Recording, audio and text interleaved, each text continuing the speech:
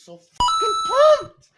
I'm so fucking pumped. Yeah. I'm fucking pumped to be on Megadad's Live. Oh, yeah. How pumped are you? I'm so fucking pumped. Yeah. I'm like roided out for Megadad's Live right now. Let's go. All right, I want to talk about my penis. Megadad's Live is a mature-rated podcast. It's for the Megadads, the Mega Moms, but not the Mega Kids. So put on those earmuffs and let's go!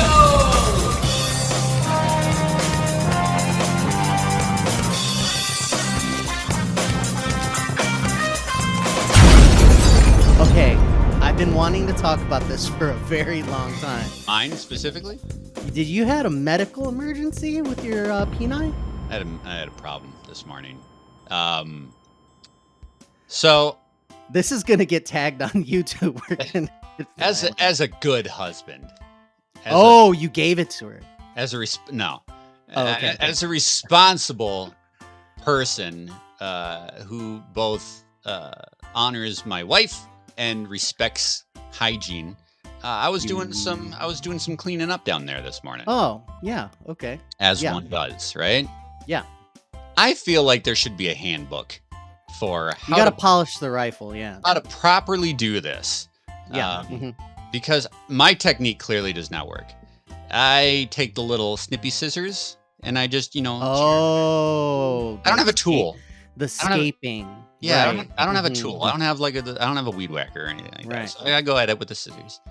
And for the first time ever, I missed. Oh, Lord God. It's happened. It's finally happened. You snipped the nip. I did. Ouch. I cut myself, which at first I was like... I never thought about this. Yeah, well, neither had I up until the moment that I was looking down at the blood gushing out of me. Because... Oh my God. By design, this thing is built to expand and retract based on the amount of blood flow that goes in. So there's a lot of pipe work down there. There's a lot of a lot of ducting. Yeah. And I nicked it. And how bad? I'm bleeding all over the place. Oh, Lord God. This is crazy right now. And I'm sitting here looking at this, and first you're just watching it drain out. Oh my Lord! Watching it bleed all over the place, and my first thought was, yeah. And then my second thought was like, how am I going to stop this?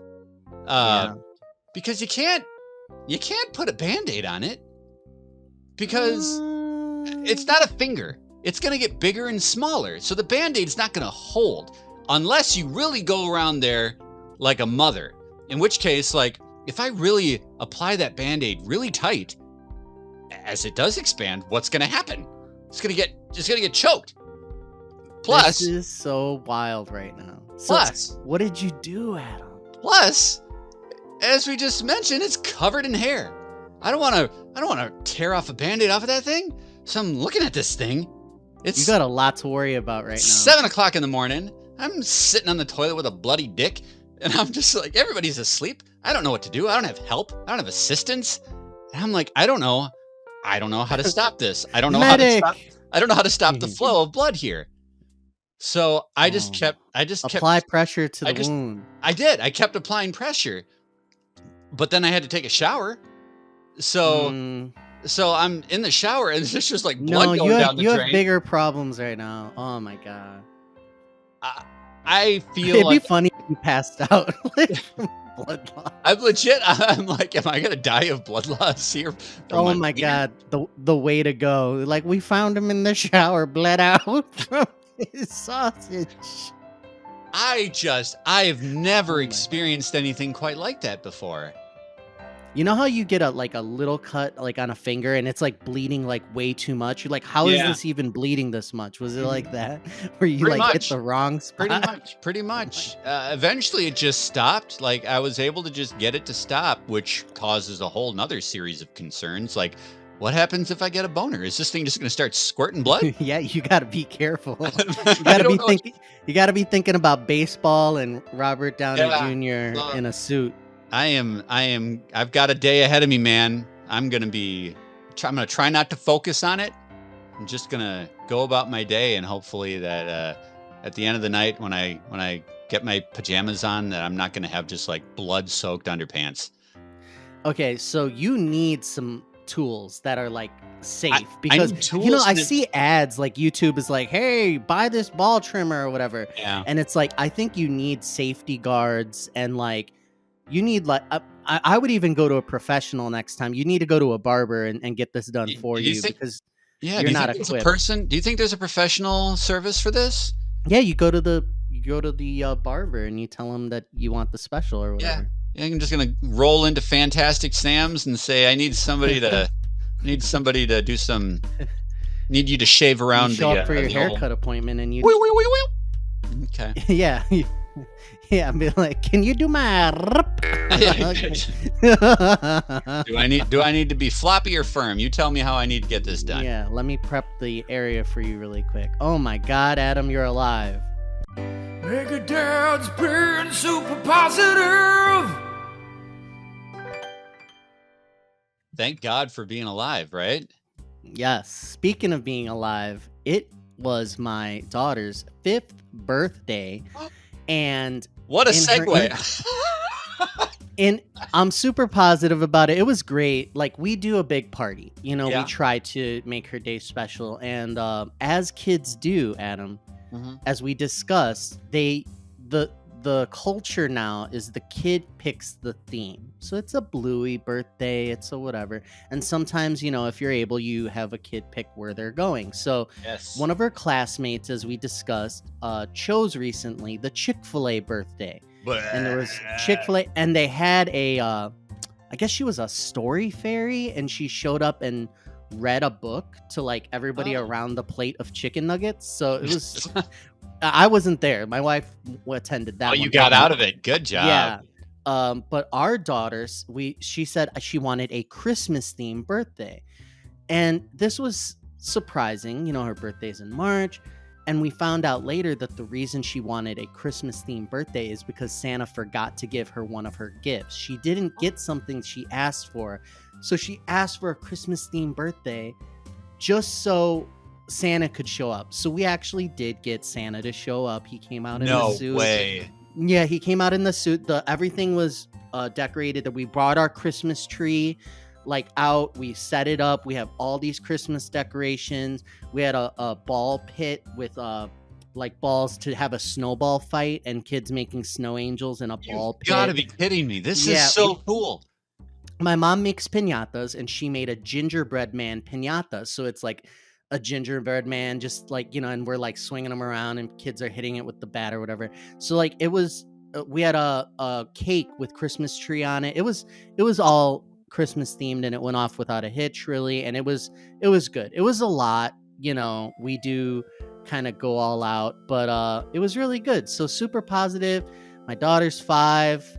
Having fun birthdays is very taxing on the body. It's a lot of setup and tear down, but it was good. And it was a fun theme. People really liked it. We dressed up as the balloon character, where you go up and it blows you up in this suit, and we were dancing. So I was a gingerbread man and my wife was a snowman, and we were doing a choreographed dance with my daughter. We're doing all the same moves.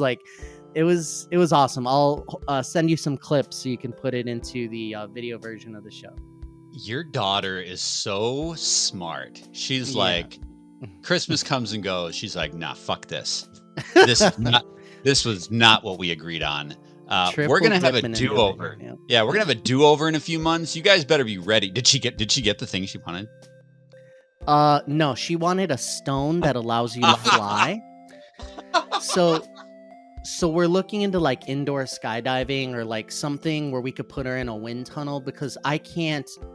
This is a wish that I cannot fulfill for her. Santa doesn't have enough magic in the world to make a stone that will let you fly. She must have seen a cartoon or something where they had stones that allow you to fly. So that's her wish. So Santa was like, "Oh, I'm sorry, I could show up to your birthday, but I can't give you gifts until Christmas." And I kind of got out of it. So I just bought myself 6 more months. Yeah. to figure that one out. So. Oh, you live such an interesting life.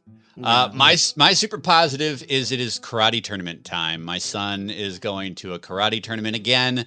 It's so much fun. The older he gets and the more invested he gets, he's not the most athletic and Don't say that out loud, Adam. He energetic child. listens to this I'm, show, doesn't he? I'm saying it quietly into this microphone. Nobody's going to hear it. It's just between you and me. But he does get down for this karate, especially the tournament style. Like he really puts a good effort into it, and that's why I like tournament time, because as people who have kids, they know that some of the activities that they're involved with, they're super passionate about. Some of them, it's like, oh, I got to go do this, and most of the time throughout the year, he puts up a stink because he'd rather be assassinating people in feudal Japan than doing actual karate moves. But when it's tournament time, he is all in. I'm super excited to see him put forth a good effort. Hopefully he'll get himself another trophy, but at the least he's going to put forth a good effort, and we'll have all the grandparents there watching. It's going to be a great time, so I'm very excited about that. All right, so let's hopefully he wins the North Valley whatever the Sakai Takai. Tournament. Yeah, cool. He's gonna do some pressure points. He's gonna do some Cobra Kai shit on some folks. The other thing I'm really excited about is to hear this game that you've been playing. This is another rare Xbox game that I wish I could play. It looks really good. It is Avowed. Show your talent! Get after him! Avowed is an action role-playing game developed by Obsidian Entertainment and published by Xbox Game Studios. It's available on Xbox Series X and S, Microsoft Windows PC, and GeForce Now. So, Avowed was one of these games from, Xbox Game Studios that were just long in the tooth and coming. It was like, when is this thing gonna come out? Xbox is notorious for making this big investment, like I don't know how many years ago now, and we were waiting for great games to come out of the cooker, and everything that we've seen for years was like lackluster. And long story short, Avowed from Obsidian had very high expectations. Obsidian Entertainment is known for some excellent RPGs. This game is set in the same world as Pillars of Eternity. Pillars of Eternity 2 was a game that I played heavily, and this was like an isometric, top-down. It could be it could be like action or turn-based, but it was very much like recreating like Dungeons and Dragons on like a map, and you would go move your characters around different maps and have combat and deep story, and the story is in the same world. I think it's called Aora, but that's interesting. It's you get a lot out of Avowed if you go in with some knowledge of the story. This whole universe they created is very much it's like sailing around Caribbean islands almost and discovering pockets of civilization and cities. And then there's all these wilds around. In this particular area, it's all about this Adirian Empire who's going to try to bring order to the chaotic living lands. And you play as a representative of the kingdom that's coming to try to bring order and figure out why this plague is causing so much havoc. So you'll see like monsters who are like mutated and going like wild, and then the typical like bandits and pirates and spirits and all sorts of things like that. So you show up to this place and you're like an outsider, and they start talking to you about, okay, you have a mission, you want to, cast out this disease, this issue that we're having, but you're also fighting with the local politics and people who don't want the empire here, and people who are religious zealots. There's the Steel Garrote who are fanatics who are like keeping the laws as they see it. So this is the world, this is the setup. You show up and you're the envoy, and you're you have an officialness about you, and you're like in there to help everybody's problems. So the great thing about this game is it gets you in there really quick. Like from the first cutscene to getting into the action is very fast. And then it slows down a bit after like a couple hours and it brings you back to the city and you get more into the story, which I really enjoyed. Because when I'm picking up an RPG, especially these days where I'm kind of tired and all that, I'm like, how quick is it gonna like is it gonna be very story heavy and plotting and like JRPG like in the beginning? And it's not. It's like Western RPG. It's like, let's go. So it was really good. It's Yeah. like, here's who you are, here's what you're doing, and then let's show you all the different weapon types you could do. You could do a melee build or like a ranger with like pistols and stuff, or you could do magic where you're wielding wands like Harry Potter and reading spells off a book and throwing them, and everything looks flashy and good. And they're like, here's the menu, here's, you could choose whatever you want, respecking your character and like messing around with the skills is very cheap, and it's like, go have fun. And I'm really enjoying it. The downside of this game is the super high expectations of what an Obsidian game is. Like, they worked on Fallout New Vegas, which is famous for having like a great story and great systems. And then again, Pillars of Eternity, it's like very deep, awesome lore and very tactical combat. So when you're going into a game like this, everybody had expectations. It's Obsidian and it's been cooking forever. The problem is they've made an action RPG, which is very like, the combat is like Skyrim if somebody put it in a pressure cooker and spent a lot of time to make it better, but it's still kind of clunky. So you can be in first person or third person. I play in first person like Skyrim. And it's supposedly the third person works very well. I haven't tried it very much, but you're just in there and it's very much actiony, and the story is not like, there's a lot of choices in dialogue, but none of them really seem like they're having an impact.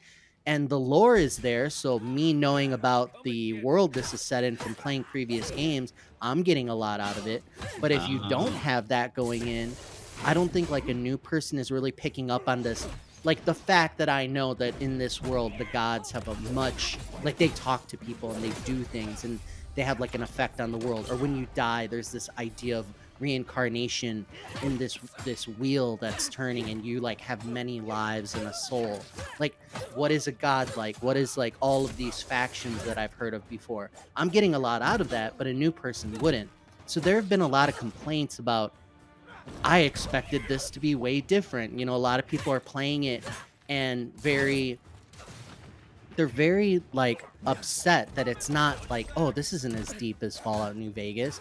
The story's not as good as like Pillars of Eternity 2, but the combat is very much a focus and it's very bombastic and flashy, and I'm having a lot of fun with it. If you look at it for what it is, which is an action RPG, it's very serviceable. It looks good. There's a day-night cycle that drastically changes like how things look, vibrant colors, and it's really good. That's my main takeaway. I'm currently watching your Gameplay Thursday video that you've got on the YouTube channel, and the thing that I have really clicked with looking at previews of this game is just how beautiful it is. Like, the world is so rich and realized, and to your point about the story and how dense it could be for somebody who has that knowledge, do you think they're trying to do like an entry point for more casual players? Because like action RPG is more of like a casual experience, something for somebody like me who's looking to dive in. Do you think this is kind of like Pillars Light to try to get somebody invested in the world? It has to be. They had to have put at the forefront this idea that they wanted to make something for more people, a broader audience, and they're like, let's make it more actiony. Let's step away from like the deep story. Like, it's just not going to be our focus. Our writing is not going to be the pillar. The pillar is going to be combat. The other pillar is like parkour and jumping and finding things. This game is so deep. It's insane. Like, you have out of nowhere there'll be like a city, and next to the city there'll be like a shanty town where people have picked up built up all these structures like haphazardly, and like people are just living on top of each other, and you're jumping rooftop to rooftop. And if you see something like, oh, there's like a part where I think I could make it if I really timed the jump correctly, or if I used a skill that like makes you dash forward, I've done that. And I'm like, I think I could get there. And I get there, and it leads to a whole nother section. And then that leads to a thing, and then leads to good loot. So, and I'm like, wow, they actually thought that somebody is going to try to get there, almost not make it, and then they give you a reward.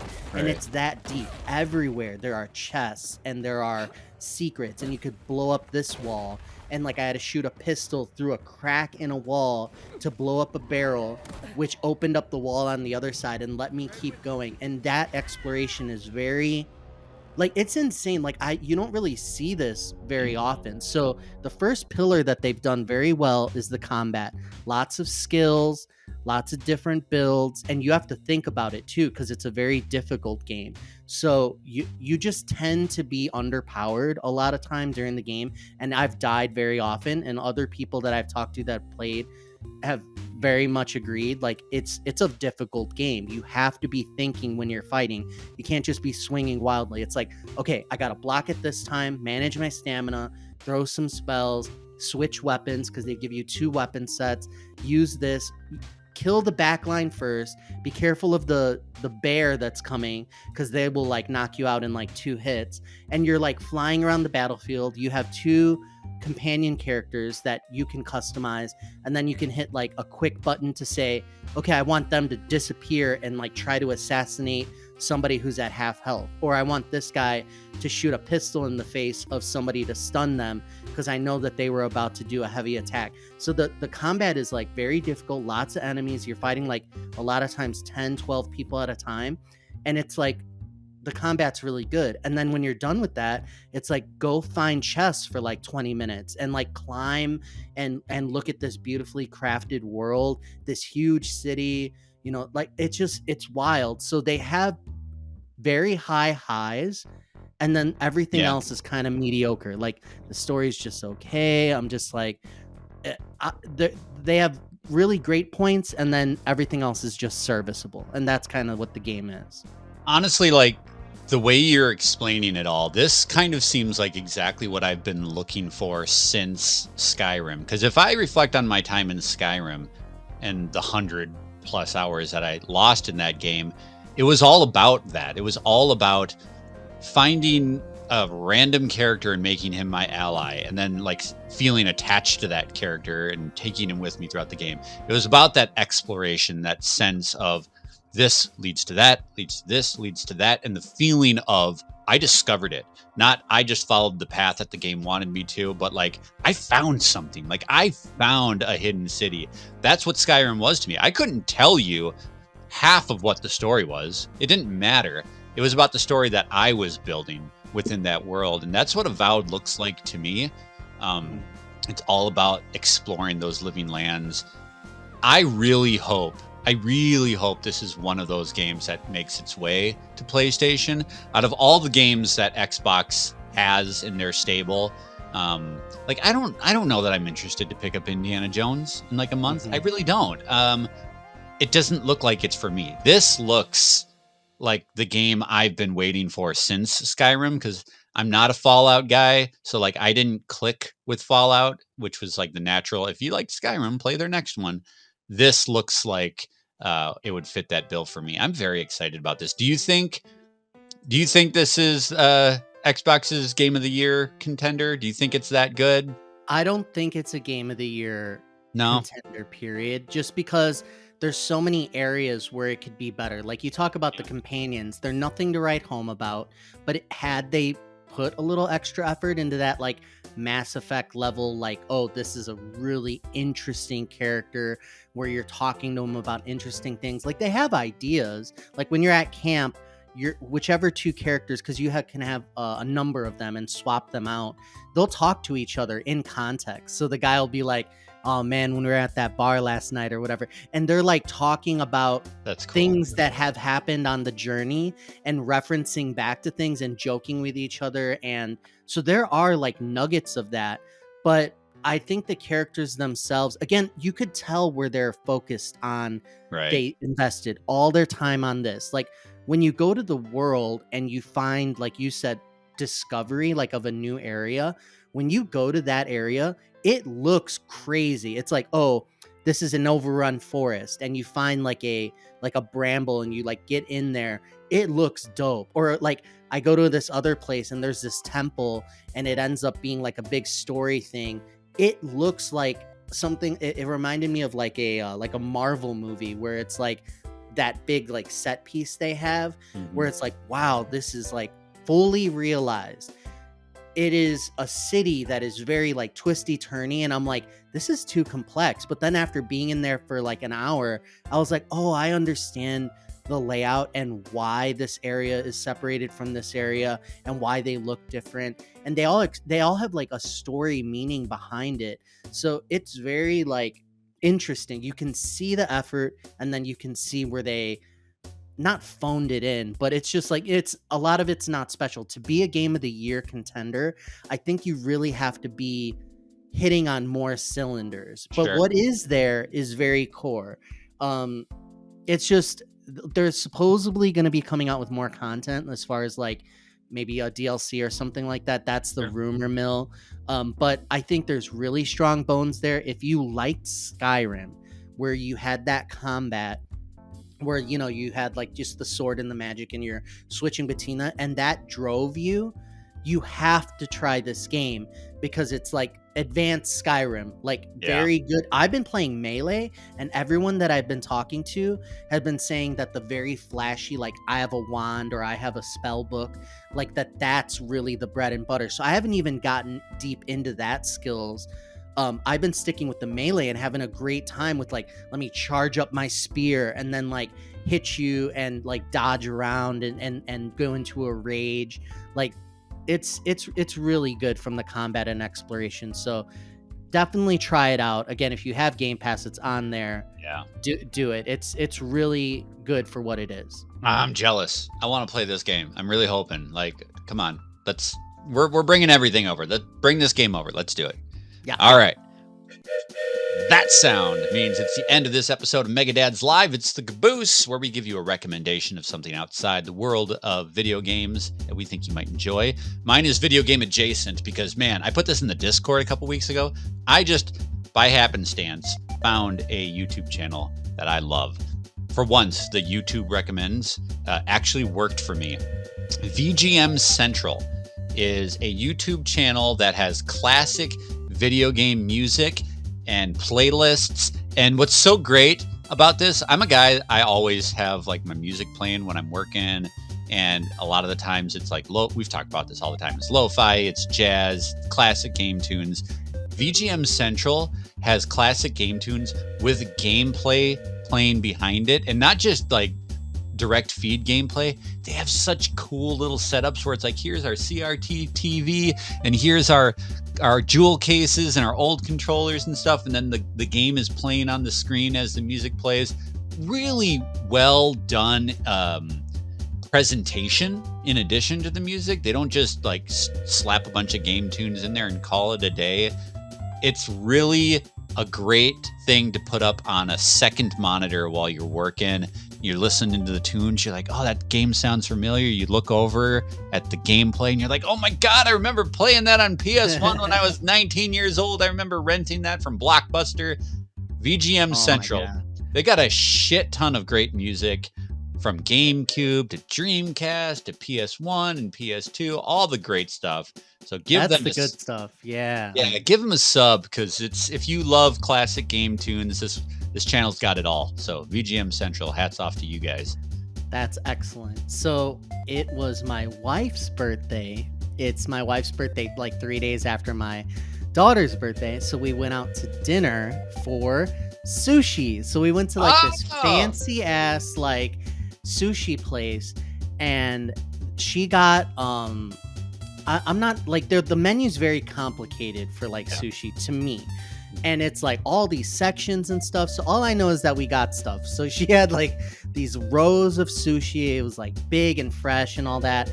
And I ordered what I, because I'm not very adventurous. I'm like, oh, let me get the crab rangoon thing or whatever. It says on there, it's like crab with, whatever breading or whatever. So they bring out these crabs, and it's actual crabs. Like, imagine like a little crab, and somebody somehow meticulously removed the shell, so it has all of the legs still attached. So it looks like a crab's just sitting in front of you, like a number of crabs fried though. Like they look like fried. So I'm like, I don't know if I want to eat this. Like it looks like a face hugger, like from Aliens. So I'm eating it like it was good or whatever, but it looked like very like unappealing. I'm like, chop this shit up or something. It looks the claw like tendrils or whatever were there. I'm like, so it was good. I had like also a bowl of something. I don't know. Like I'm pointing at the menu. I'm like, I'll take that one. Like, and they just give me the stuff. But it was good. It was good. So I recommend sushi. You're gonna be eating a lot of sushi soon, I think. I got some up in the fridge right now as well